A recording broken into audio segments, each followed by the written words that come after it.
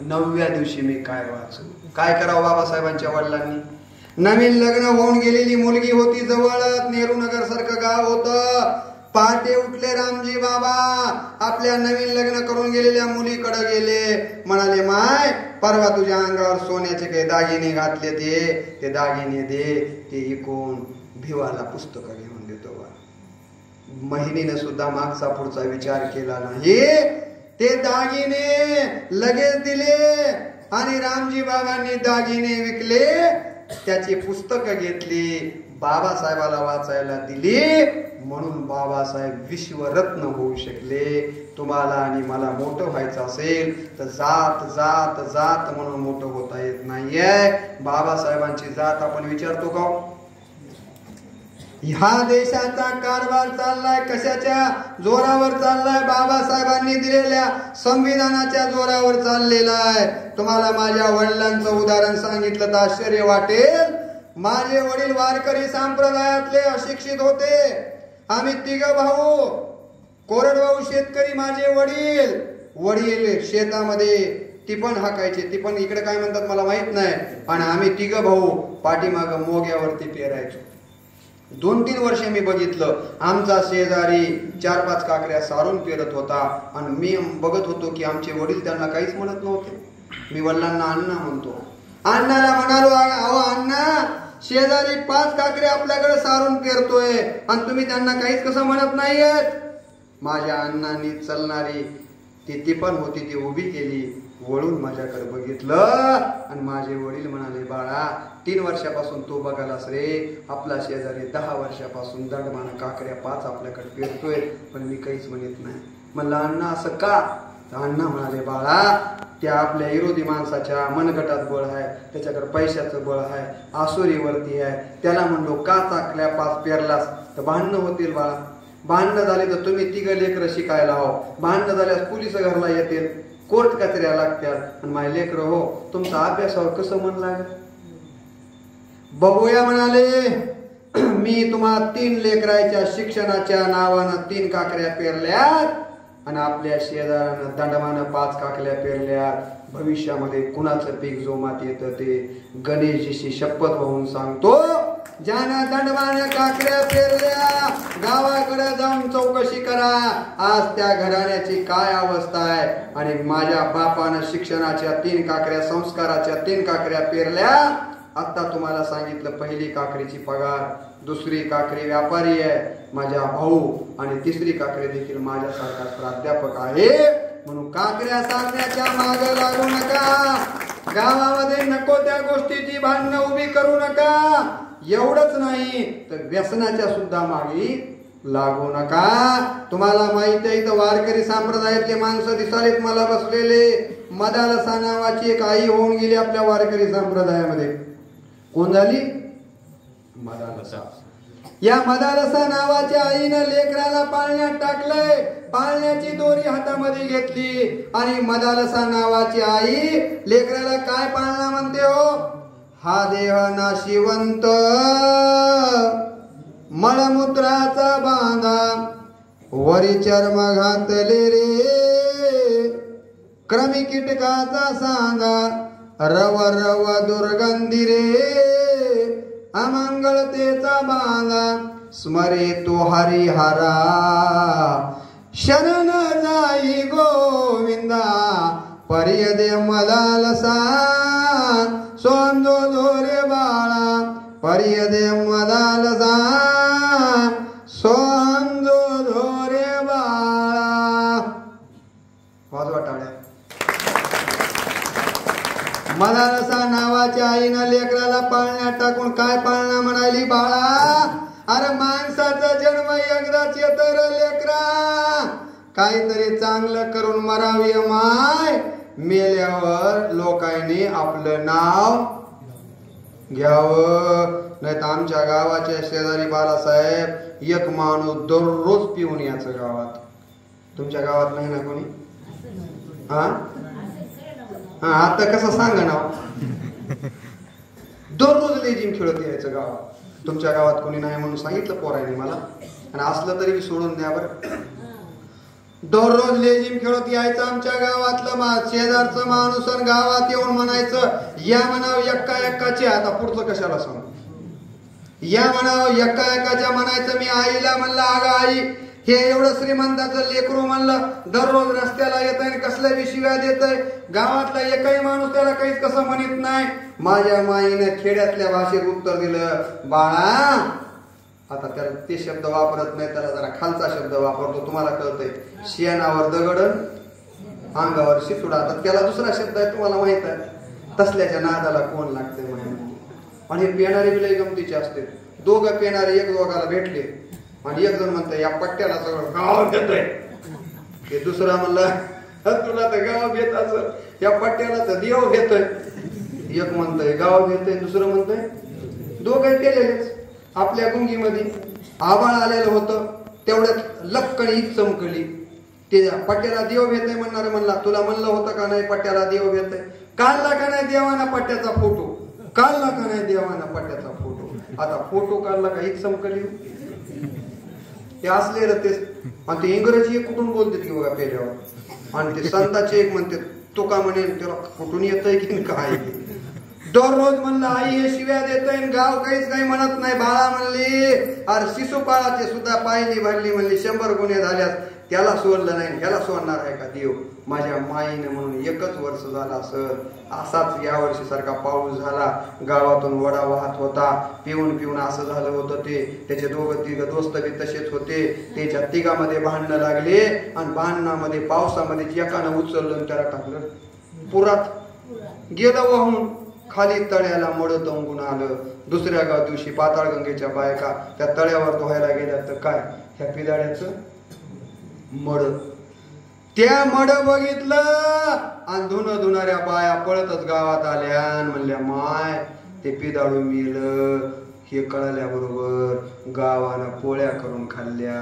बरं झालं गावाची काय गेली ब्याद गेली सनी गेली. अरे बाबा मी मेल्याच्या नंतर जर गाव पोळ्या करून खात असेल कशाला जन्माला आलात तुम्ही आणि कशाला आईची कुसा पवित्र केली. एक गोष्ट लक्षात ठेवा. रामदास म्हणाले देह त्यागीता कीर्ती मागे उरावी. मना सज्जना हेची क्रिया धरावी. मना चंदनाचे परी त्वाजी जावे. परी अंतरी सज्जनानी ववावे. कबीर म्हणाले मूरत से कीरत भली बिन पंख उड़ जाय. मूरत तो जाती रहे कीरत कभी न जाय. म्हणून सांगितलं मदालसेन. म्हणून मी तुम्हाला सांगतोय व्यसनाच्या लादी लागू नका. एक जण तंबाखू खाऊ लागलं. अरे म्हणलं तंबाखू खाणं बरं नाही. मला कोणतरी सांगितलं पोरांनी. तुमचं काय नाव आहे. शिवाजीरावांनी सांगितलं की आमच्या गावात असा प्रयोग केला म्हणले की तंबाखू म्हणजे व्यसनात बंदीचा केला की तुम्ही प्रयोग तुमच्या गावात. असंच मी एकाला म्हणलं तंबाखू खाऊ नये बरं नाही चांगलं नाही.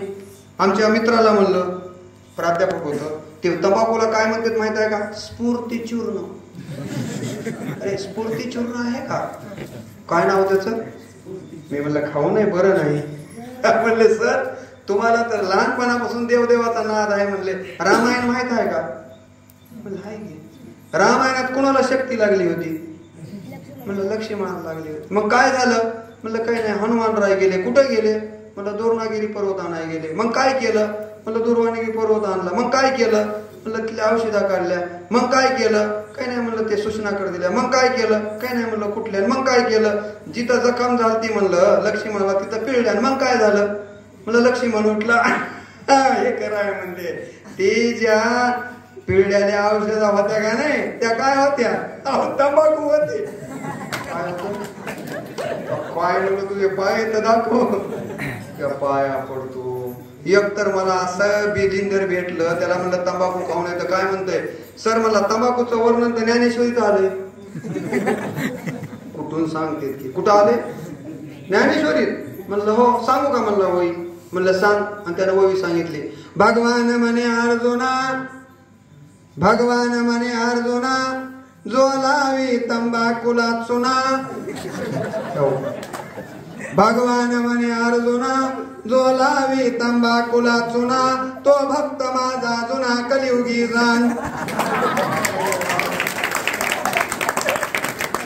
असलं रात्रभर सांगू दे ऐकत. मग एखादा म्हणलं अरे बिडी ओढू नाही, म्हणलं बिडी चांगली नाही, व्यसन बेकार आहे. बिडी वळल्यामुळं म्हणलं कॅन्सर होत आहे, हार्ट अटॅक येत आहे. म्हणलं दास बोधामध्ये रामदास स्वामीने बिडीचं वर्णन केलं, सांगू का? म्हणलं सांग. आणि त्याला सांगितलं, बिडी म्हणे मजा दररोज भेटे, बिडी म्हणे मजा दररोज भेटे, जो ओढे त्यासी रघुराज भेटे. अरे वा, सांगण्यासारखं खूप आहे. मला काही संदेश तुम्हाला द्यायचे होते. आता पुरी करू का? 10:15 वाजले. तुमचं कसं चाललंय? चलू द्या. 2 जण चालले होते, कुणाचाच कुणाला परिचय नव्हता. एकानं दुसऱ्याला विचारलं, म्हणले आपला परिचय? मला डॉक्टर आहो. मग द्या की इंजेक्शन. तसलं चाललंय. आणखी एक 10-20 मिनिट 10 मिनिट सांगू, मग टाळ्या वाजवा एकदा. मला तुम्हाला सांगायचं हे होतं की मला काही संदेश द्यायचे होते. मला पहिला हा संदेश द्यायचा होता तो हा की मानवते इतकी जात जगामध्ये कोणतीच मोठी नाहीये. मला हेही समजलं की या गावामध्ये सगळे समाजातले लोक अत्यंत गुण्यागोविंदानं राहतात. गणेशजींना मी हात जोडून विनंती करतो की या गावाला जाती जातीमध्ये विभागण्याची दृष्ट लागू देऊ नको. पाताळ गंगा, गंगा हे नाव तुमच्या गावाच्या नावामध्ये आहे. गंगा पवित्र आहे. गंगेला किती त्याला डोक्यावर धारण केले महादेवांनी. आणि त्या गणेशजी त्यांचे पुत्र आहेत. एक गोष्ट लक्षात घ्या ना, कधीतरी ऐकत जा. आता घरी गेलं की माझे 300 भाषण आहेत. किती? 300 भाषण आहेत माझ्या रामकृष्ण बदने या युट्यूब चॅनलवर. ऐका म्हणजे तुमचे डोळे उघडतील. त्याच्यामध्ये गणेशजींचा जन्म कसा झालाय त्याच्यावर मी 3 व्हिडिओ केले गणेशजीवर. तुम्हाला माहिती आहे गणेशजी कुणाचा मुलगा आहे? माय रुक्मिणी माय. कुणाचे गणपतीचा बाप कोण आहे? अरे वा, महादेव. माय कोण आहे? वा, पार्वतीच्या बाळा तुझ्या. कसे लेकर हुशार आहे. आई पार्वती आहे, वडील शंकर आहेत आणि पोटाला आलेले गणपती हे विष्णूचा अवतार आहे. लक्षात आलं का? गजासूर माजला होता, गजासूर माजला होता. त्यावेळेला सगळेजण विष्णूच्याकडे गेले. ऐका त्या व्हिडिओ मध्ये. आणि म्हणाले की गजासूर आम्हाला त्रास देतोय, विष्णू देवा या गजासुरापासून आम्हाला वाचवा. विष्णुदेव म्हणाले की मी पार्वतीच्या पोटी गणपतीच्या रूपानं अवतार घेतो आणि गजासुराला मारतो. विष्णूनं गणपतीचा अवतार घेतला आणि गजासुराला मारलं. कुणा? महादेवांनी. गज म्हणजे हत्तीचं मुडकं आपल्या बाळाला बसवलं. पार्वतीनं ते मळापासून गणपती. अनेक गणपतीच्या कथा मी त्या व्हिडिओमध्ये सांगितलेल्या आहेत. म्हणजे विष्णू आणि शिव त्या काळामध्ये आडवा गंध लावणारे आणि उभा गंध लावणारे शैव संप्रदाय आणि वैष्णव संप्रदायामध्ये भांडणं होते. पण आमच्या संप्रदायानं सांगितलंय, वारकरी इथं बसले, एक अभंग आहे बघा, हरी हरा भेद नाही नका करू. अरे देवांनी वाद करण्यासाठी जन्म घातलेला नाहीये. सगळ्याचं रक्त लालच आहे. कुणाचं हिरवं नाही, कुणाचं निळं नाही, सगळ्यांचं रक्त लाल आहे. म्हणून जाती आणि पातीच्या नावावर कधीच आपण एकमेकांच्या पासून विभक्त होऊ नका. व्यसनाच्या मागे तुम्ही लागू नका. हा एक दुसरा संदेश मला या निमित्तानं द्यायचा आहे. आणि तिसरा संदेश मला एक द्यायचा आहे. तुम्हाला मी सांगितलं शिक्षणाचं महत्व. शिक्षणापासून दूर जाऊ नका. ज्या मुलाचे तुम्हाला सांगितलं मायावामी 3 लग्न मोडले, तो मुलगा इथं पोहोचलो. तुम्हाला सांगू का एक उदाहरण? टाळ्या वाजवा. म्हणजे माणूस काय कुठे होतो बघा. माझ्या गावापासून एक 5-6 किलोमीटरवर पिंपळदरी नावाचं गाव आहे, माझ्या मावशीचं गाव. आणि मी 6व्या वर्गाला शिकायला होतो. मला कळालं त्या पिंपळदरीला नुकतीचा सप्ताह आहे. नुकती कळते की? नुकती सारख्या बुंदीचा सप्ताह आहे म्हणून कळालं. इमानदारीने सांगतो 3 दिवस उपाशी. कशामुळं? नुकती खायला मिळणार आहे, नुकती खायला मिळणार आहे. घरला आली ना, आईने विचारलं जेवलास का? मी म्हणायचा जेवलो माय, पोटभर जेवलो. कारण म्हणलं घरी जेवाव आणि पोटातच जागा राहिना गेलास. माझे माय बाप हो 3 दिवस उपाशी राहिलो भंडाऱ्यातली नुकती खाण्यासाठी. तिसऱ्या दिवशी 10 किलोमीटरवर पायी ते डोंगरातून पिंपळदरी गावात गेलो आणि गेल्या गेल्याच बाहेर विचारलं. काल्याचं कीर्तन चालू झालं. गेल्या गेल्या विचारलं, म्हणलं गावात कशाची भंडारा आहे? म्हणलं खात्री करून घ्या. म्हणले नुकतीच आहे. म्हणलं कुठं टाकले नुकती? तो का तिथं आहे? म्हणजे आधी बघून घेऊ. म्हणलं ढीक केवढा आहे. काय गरिबी असते बघा. तिथं जाऊन ढीक बघितला. म्हणलं हाय. जाऊन बसलो कीर्तनात. महाराज काही कीर्तनच सोडीना. आता एवढे मोठे लोक जमले, कसं सोडील ते तरी? महाराजाला वाटाले लोक कीर्तनच ऐकाय आलेत. माझ्यासारखे हौशे गौशे नवशे नुकतीसाठी आलेले होते. सोडता सोडीना. तेवढ्यामध्ये पडलं वर्णाला फोडणी. घमघमाट वास आला. आता तर असं वाटलं की जाऊन महाराजाची गच्चीत धरावं. मला बसकर की बापू आता. बरं खरं सांगा बरं, भांडाऱ्यातलं वरण कसं असतंय? भांडाऱ्यातलं वरण आणि त्याला कसलंच नसतंय धोरण. त्या पडीची डाळीची भांड्यामध्ये अर्धा तास जरी पळवा पळवी केली तर इमानदारीनं पडीची डाळीची भेट होत नाही. असलं वरण, भांडाऱ्यातलं वरण, त्यात पडली फोडणी, घमघमाट वास यायला लागला. आमच्याकडे झालंय हो. त्या एका गावाला जेवाय बसलो मी. भांडाऱ्यामध्ये पात्र टाकलं, दुरण टाकला, भात वाढला आणि वरण वाढलं त्या दुरणामध्ये. बाजूला म्हातारा बसलं होतं. म्हाताऱ्याच्या बाजूला नातू बसला होता. आणि बसल्या बसल्या त्या दुरणामधल्या वरणामध्ये त्या नाताला त्याचं तोंड दिसाले. ते आजोबाला म्हणलं, बाबा बाबा बाळ, बाबा बाबा बाळ. ते म्हातारा म्हणते, बाळा ती नव बाळ, ती आहे भंडाऱ्यातली डाळ. आता असली भंडाऱ्यातली डाळ. आणि त्याचं मला घमघमाट आला. मला वाटलं केव्हा एकदा महाराज सोडतोय काय करावं. एकदाच झाला. जय विठ्ठल. इमानदारीनं सांगतो, जय विठ्ठल झाल्या झाल्या पंक्ती धरात म्हणू द्यावं का नाही? तिथंच असा आपण बसलो. नीट बस. काढू दे की म्हणलं तर आतरलेलं. काय करावं रे बाबा म्हणले ना, उठी तर का काय ती. तसाच माझे माय बापू तोरमळ घेऊन बसलो. पंक्ती बसल्या. ते दुरून काय पत्रवाळ्या, भात, चपाता वाढला काही. जावाई होतो का मी बारीक चपाती द्यायला चपाता. त्या काळात तर बाया काय करायच्या, आमच्याकडं पीठ घरोघर वाटायचे. तर गव्हाचं पीठ काढून घ्यायचं आणि हाब्रेडचं मिसळायचं. हा चपाता एवढा मोठा वाढला. माझं लक्ष कशाकडे पुरीवा? नुकतीकड. नशीब एवढं बेकार. पलीकडल्या बाजूला नुकती वाढणारा असा सटक्या माणूस. माया जे पंक्तीला आलत ती माया म्हणून आता ह्याची मुठी एवढी त्याची. म्हणलं काय देवा, माझ्या पंक्तीला असलं म्हणून त्याच्या पंक्तीला कस तरी श्लोक बी हो दिल नाही, काहीच नाही. तवरच मी सुरू केलं. काय खाला? इमानदारीनं सगळं नुकतीच खाली. आणि वाढ बघायला म्हणलं आता दुमार गावा वाढीत येत आहे. दुसऱ्या पंक्तीला इमानदारीनं वाढीत गेलं हो. इमानदारीनं वाढीत गेलं महाराज. आणि माया पंक्तीला अर्ध्यात आले. अर्ध्यात गावातले काही शहाणे असते ते कोण आहे ते डबल नुकती वाढाले. पायाच्या नुकतीला राहत नाही होय माग. मायला म्हणलं 3 दिवस उपाशी आहे. नुकतीची वाढ बघायला माझे माय बाप हो.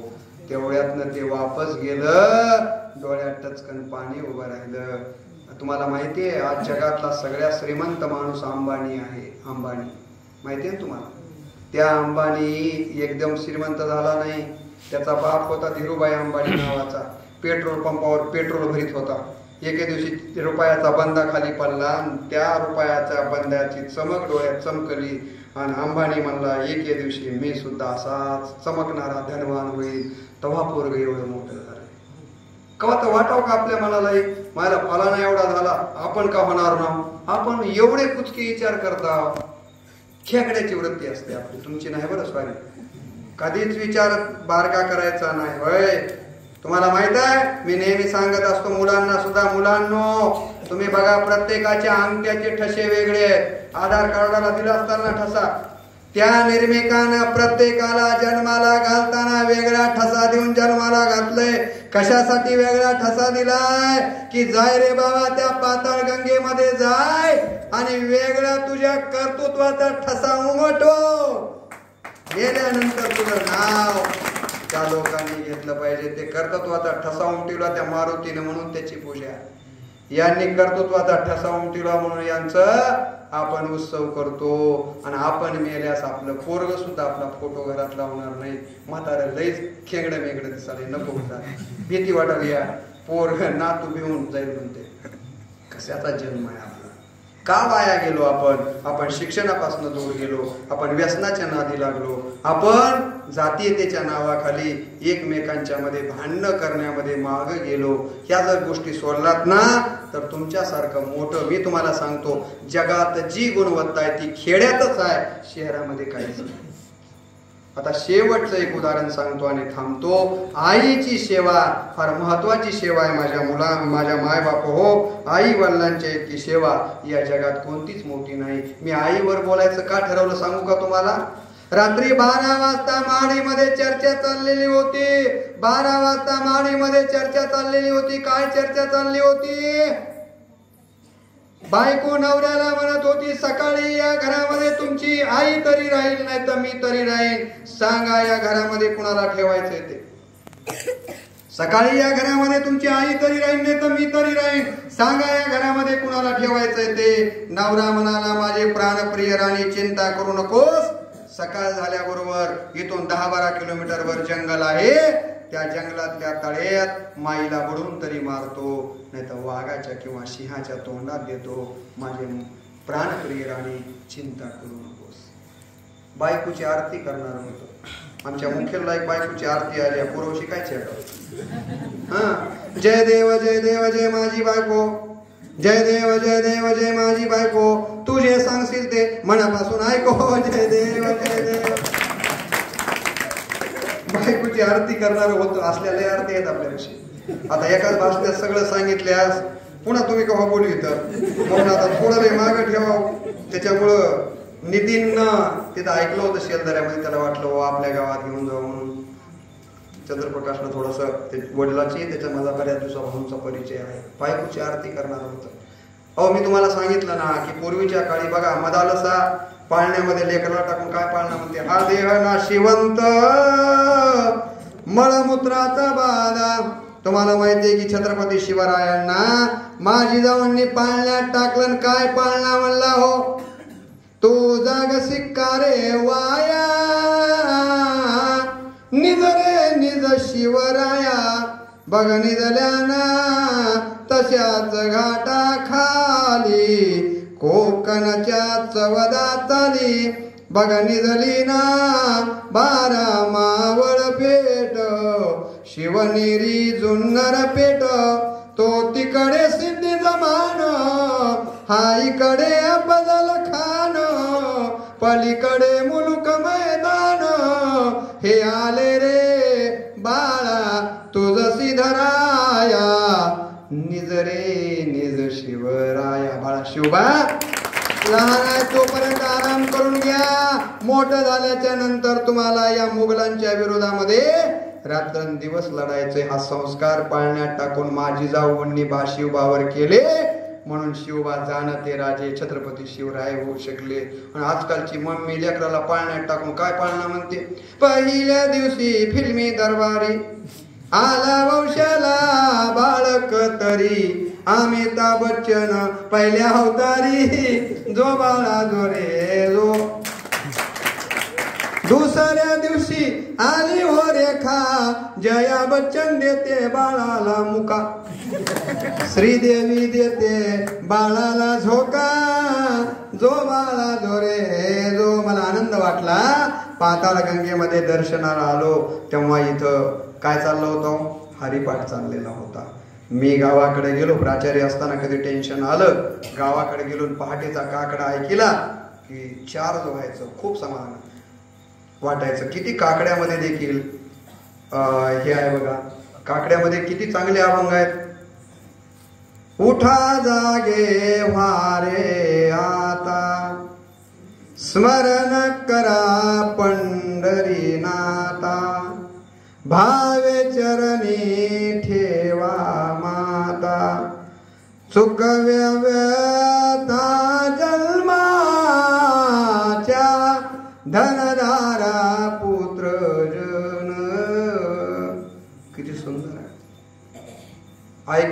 पोरं कॉलेजमध्ये सांगलं सर गोड वाटा देव सांगा. आणि आजकालचे गाणे बघा, माय रस्त्याचे जा राहता बर राहता बरं तुझे मिरची लगी तो काय गाणं. एक तर गाणं असं आलं की तेरा रस्ता देख रही हूं शिगडी पे दिल शेक रही हूं. आता दिल कुठं शेगडीवर शेकायचे काय गाणे बाबा. किती किन हजार खिडक्या किती किन हजार दरवाजे म्हणून काय गाणे काय काही बी गाणे आले बघा. आता ते पहिलं गाणं कसं होतं बघा. एक गाणं होतं बघा, आता मी परवा एक व्हिडिओ टाकला पाय. गाणं होतं कसं होतं, मेरे मन की गंगा तेरे गमन की जमुना का बोल राधा बोल संगम होगा कि नहीं. कितनी सदियां बीत गई हाय तुम्हें समझाने में. मेरे जैसा धीरज वाला है कोई और जमाने में. कसलं गाणं आहे. अगं किती वर्ष झालं तुला मी तुझ्यावर प्रेम करायलो, तू माझ्याकडे बघणच झाली. किती छान आशय होता. कितनी सदियां बीत गई हाय तुम्हें समझाने में. कसलं गाणं होतं. आता डायरेक्टच आहे, पप्पी दे पप्पी दे पप्पी दे पप्पी दे पारुला.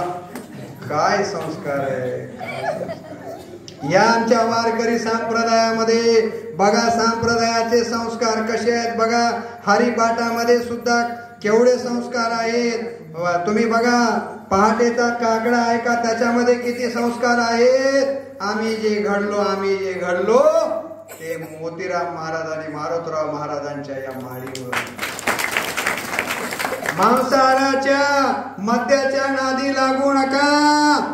तुमच्या गावात संत तुकाराम महाराजांचं मंदिर आहे, मारुतीरायांचं मंदिर आहे. केवढं गंगा ज्या गावाच्या नावामध्ये आहे. मला या गावाला यायचं होतं म्हणून आलो. का घसा माझा चालला नाही, कारण मी भाषणच करायचं सोडून दिले. केवळ तुमच्या गावाच्या प्रेमामुळं आल्यामुळं सुरुवातीला घसा म्हणला कशाला आलास बंद कर, कशाला आलास बंद कर. पण काय चाललं कसं तरी आपलं. मला एवढंच सांगायचंय की आयुष्य पुन्हा येणारं नाहीये. आणि म्हणून आयुष्यामध्ये आणखीन एक संदेश देऊन जातो. जाता जाता जगामध्ये आपल्या आई वडिलांवर सगळ्यात जास्त प्रेम करणारं कोण आहे. तुमचं नाव काय. नवनाथराव. जगामध्ये आपल्या आई वडिलांवर सगळ्यात जास्त प्रेम करणारं कोण आहे हो. मला जर कोणी विचारलं तर मी सांगतो आपल्या पोटाला आलेली मुलगी आहे हो.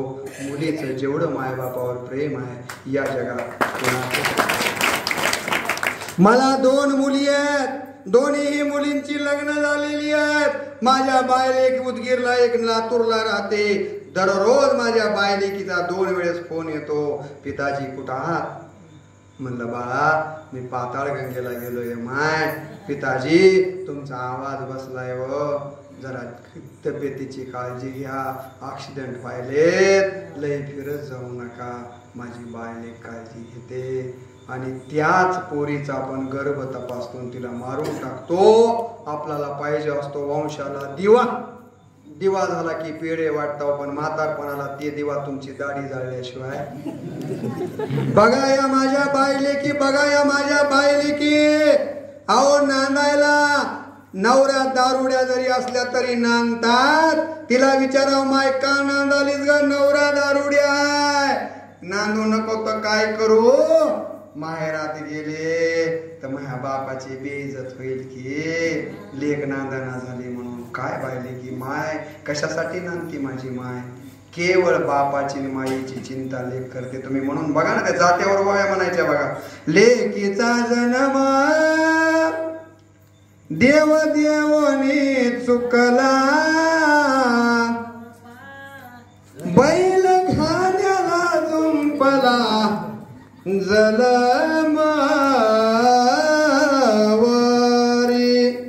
लेकीचा जन्म जसा गाजराचा वापा,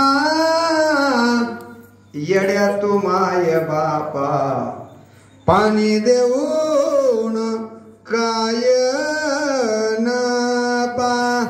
लेकीचा वनमा कोण्या घातला येड्या देवा, ज्याच्या पोटी जन्म घ्यावा, त्याची घडण मला सेवा.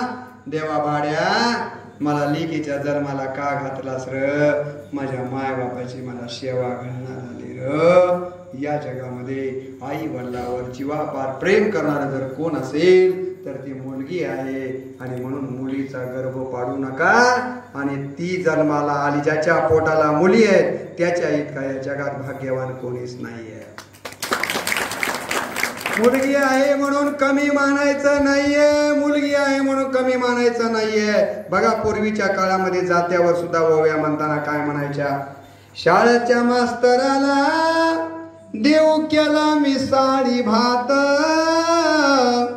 नका छडी मारू माझ्या बाळाचा कवळा हात. जात्यावरल्या ओव्या म्हणलं तर 2 तास लागते बरं. आणि आता विषय वाढवायचा काही विचार नाही. गावाकडे आमच्या देवकरला गेलो प्रवचनाला, आणि अशाच ओव्या म्हणल्या. प्रवचन संपलं, सगळ्या बाया पाया पडाय आल्या. म्हणल्या, गुरुजी किती दिवस सुट्टी आहे? म्हणलं का? नाही म्हणल्या, लग्नात जात्यावर ओव्या म्हणाय बायाच मिळणार. माय म्हणलं, मला दररोज सरकार 11,000 रुपये पगार देते, आता तू किती देतीस सांग.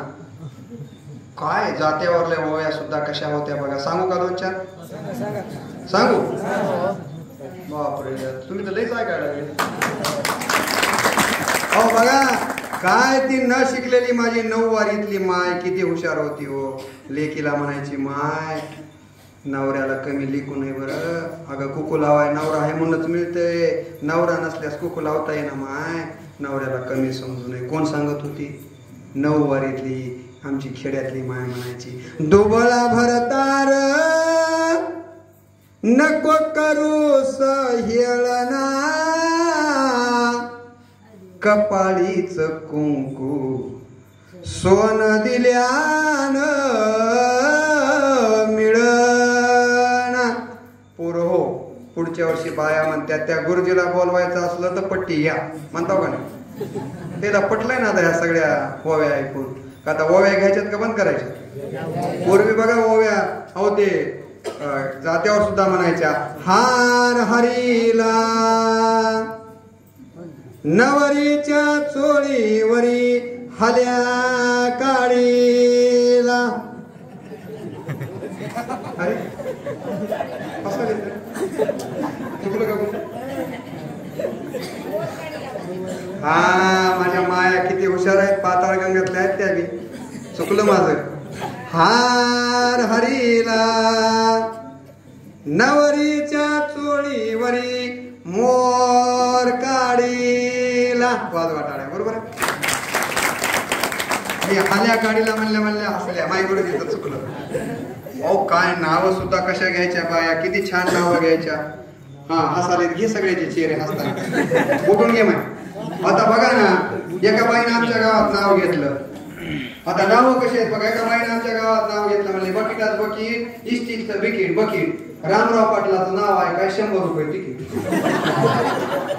बकिटात बकीट, इस्टीलचं बकीट, रामराव पाटलाचं नाव आहे काय, 100 रुपये तिकीट. आणि रामराव पाटील कुठं आहे? मंदिराच्या बाजूला देसाडून पडले. आणि रामराव पाटलाचं तोंड कुत्र चाटत आहे. आणि बाई काय म्हणाली? रामराव पाटलाचं नाव आहे काय, 100 रुपये तिकीट. माझी बाय लेक किती हुशार आहे हो, किती हुशार आहे. लेकराला छडी मारली गुरुजीनं, लेकराचा हात लाडून झाला. माईच्या डोळ्यात पाणी आलं. माय म्हणजे माझ्या कवळ्या लेकराला गुरुजीनं छडी मारली. गुरुजीला आता कसं बोलावं म्हणून हळूच माईनं काय केलं, साडीचा भात गोड केला आणि पोराला म्हणजे गुरुजीला दे. गोवी म्हणली ना मी. शाळेच्या मास्तरा